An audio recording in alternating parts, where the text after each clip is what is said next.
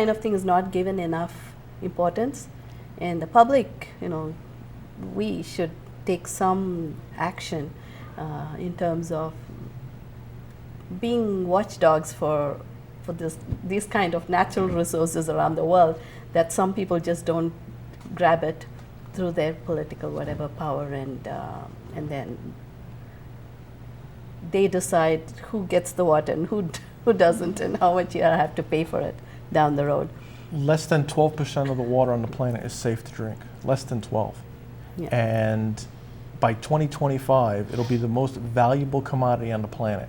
There are major petroleum companies that are buying aquifers, that are buying dams, that are buying rivers, that are purchasing mining rights, which basically allows you to drill for water anywhere. There's states all over the U.S. that'll give away mining rights to somebody for 99 years. And what happens is, as this product becomes, water itself becomes more scarce, the water table will drop because they'll start using them. And as they start taking the water out of the good places, their water tables drop. Without throwing names out there so I don't get sued, you go up to Maine. The poor people up there, they have to conserve water because their water table has dropped so dramatically, and the corporations, I'll say, that are up there aren't paying 1 red cent to the town because it's free. Yeah. So they're taking all the resources up there for free. and they're giving nothing back. There are big corporations and powerful individuals who have bought for their families, and these aquifers, like you're calling, some of them are underground ones. Absolutely. They're all underground. And those lands are sometimes even protected by armies, which are paid with taxpayer money. So a lot of these things are going on, and people may question, where do you get this information? And of course, the internet is a big source. Well, internet's a very big source. But then you'll, of course, have to watch for the truthful journalistic information, and then you have the made-up stories. You still have to sift through all of that. There's just too much information. But the bottom line is, we need to know that water is a resource that should be kept for the public, and people should be needing it. Locally, I think there's an organization, Citizens Action Group in Connecticut. So sometimes they fight the big oil companies, and then they fight for the citizens. That's kind of unless we go and talk to those groups, there are organizations that help, but people don't access them. They'll rather spend hours and hours watching mindless somethings, like anything else, shows or whatever that don't really pertain to their lives, while they should be paying attention to some shows and some of the information that's out there, and some of the organizations that are trying to make make life better for the average citizen. Right. I don't know how many minutes are left with these things, but okay, 10 minutes. 10 minutes? Okay. We'll talk a little bit about using water as fuel.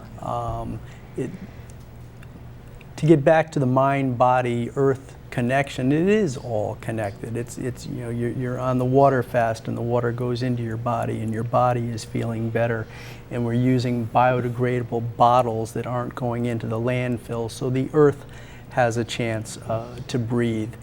And you look at, Angelo mentions great commodity. It's the greatest resource we have. And what a lot of people miss is that it can even be used as a fuel. Mm-hmm. And that's what our project has been doing, is breaking the water down into hydrogen and oxygen and using that as fuel. Mm-hmm. And the really fascinating part about that is that we have drinkable water, potable water, and we have non-drinkable water, such as effluent water and seawater. You could actually run your car with effluent water. You could heat your house with seawater. You could power, theoretically, entire countries. Dan Nocera is the head of MIT's chemistry department, and That's his goal. That's what he's looking at and stating is that, hey, you could take a facility that turns water, what a desalinization plant. That is happening everywhere. Right now there are many cities in the Middle East that have water supply from desalination plants. Right. Extremely Their expensive. entire water comes from there. And there are the big places difference. where I come from too. You know, in India, there are whole communities that are given water from desalination plants, Right. because there's not Now enough take rainwater there. The desalinization plant and turn it into a power plant. Desalinization is extremely expensive. It uses is. a lot of energy to do that. But if you take the salt water in and you break it down at a molecular level and you burn the hydrogen and oxygen, the exhaust So how do you do that? You need is water. electricity to do that. You Or are do. you going to do it through another chemical or reaction? solar. The unit that we're installing in our car now, I won't even tell you that I can sit here and go through all of the details and the technologies, whereas the technology that I used last year, I can explain it to a third grader or the head of a chemistry department, and it makes sense. And it's fairly simple to explain. Now that the technology, it's 1,000 experiments to figure out how to get it to work, but once you get it to work, it's pretty simple. Yeah, solar energy is a The good new option. system has LED lights and lasers and microwave transformers, and I just look at it and go, well, okay. But the point So you is, don't need high wattage. you can bulbs take to a give light. a glass slide and you can paint it with cobalt phosphate, and you can put the glass slide in a glass of water and stick it in your window, and that will That'll start to glow. that will produce hydrogen and oxygen. Produces hydrogen and Hydrogen oxygen and from oxygen. where? From the air? Just from it, the cobalt phosphate simply reacts with the sun. So there are ways that the world has thought, okay, well, electrolysis, it takes more power to create electrolysis than the amount of energy that you produce, so why bother? But Einstein would be the first one that told you, if you don't like the result of your experiment, simply change the equation. And that's what we did in all of our projects, is simply change the equation of the electrolysis a little bit, make it more efficient. If you can take that desalinization plant and you bring the salt water in, you break it down, the end result is the exhaust is H2O again. Yeah. But you've taken the salt out, so that goes over in that bin. You've created huge amounts. I mean, the kind of power that could run an entire city, and your exhaust is potable water for So what do drinking you and think crops. is stopping that from happening? From this What being do you used sound more? pretty smart. What do you think? Well, we have two big industries. I think the oil industry, and then we have There the is one, automobile industry that doesn't can want to change things. I can sit in the middle without pointing fingers and say, if there's one industry in the world right now that has a really strong positive cash flow, it happens to be the energy industry. Okay, we relied on them for hundreds of years, so do we really have the right to point fingers and go bad, bad? Well, we created it. It doesn't matter. But it has to be a progression where, like they said, maybe the energy companies, they start buying water, they do this, it just, hopefully we move past the monopoly. The new technology would allow energy to be less centralized. How many people, perfect example, hit a telephone pole when they were 16. If we didn't have those telephone poles, there'd be a lot less accidents.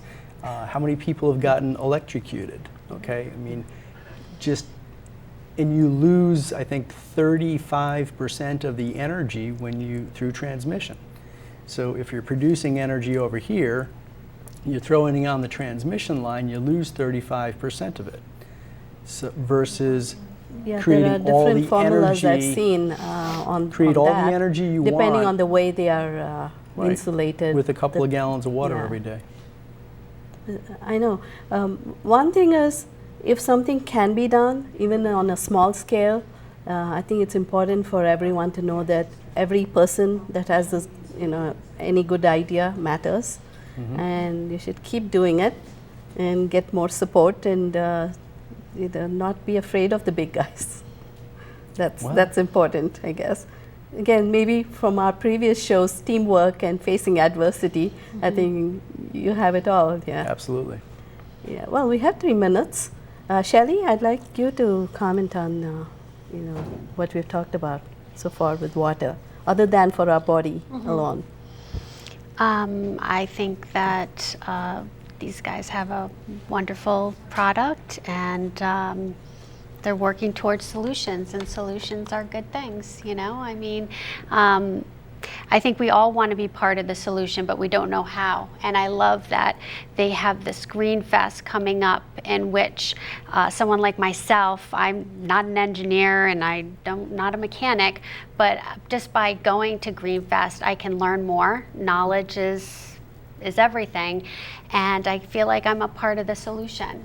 So these guys are doing a good job. I'm just afraid that when we can start running cars with water, as it is, I think bottled water is costing more than a gallon of gas at this point. And it's going to get even more expensive or unavailable to people. Bottled water, meaning that you bottled it in upstate New York and you drove it to Connecticut and you put it on a shelf, and then we went and picked it up and we bought it, and it had to be put in here so that you could transport it all the way from there. But the technology that I'm talking about, you could literally take a spout from your roof, and when it rains, it fills that bucket, and that bucket's going to heat your house for a month. So if it rains once a month, you're in good shape. So you have to move to an area where there's rain, but there are many parts of the world where they don't get enough rain in a year, and they are dependent on the aquifers or the underground rivers or whatever rivers that flow through them. It is a bigger problem. It's one step in the solution. But at least it seems to be a nice solution to have water. It's a real dream that you can run your car on water. Well, it's the ultimate mind, body, earth connection, because it's good for you, it's good for the planet, you're solving your energy needs, the byproduct is then H2O. So you're using water, you're burning water, you're creating energy, and the byproduct is water. It's just the circle of life. So in a car, what happens when you want to drive it with water? Do you need the sunlight to provide the solar energy, the electricity? Because as I know it, in a car in is chemistry, actually water doesn't split into hydrogen and oxygen that easily. A car is actually one of the easiest applications, because a car creates electricity just by moving. If the car is moving, the alternator belt is turning, and if the belt is turning, it's creating electricity. Whereas in your house, you don't have an alternator on the house. Thank you all for joining me. So Shelley, thank you. Steve, thank you. And Angelo, it was a wonderful discussion, and I hope you'll all come back so we can tackle more projects and topics on our next show. Really, and thank you all. I never knew that there were local guys involved in these kind of things. I thought there were only university people doing all this kind of research. Thank you all for watching, and until next time, goodbye.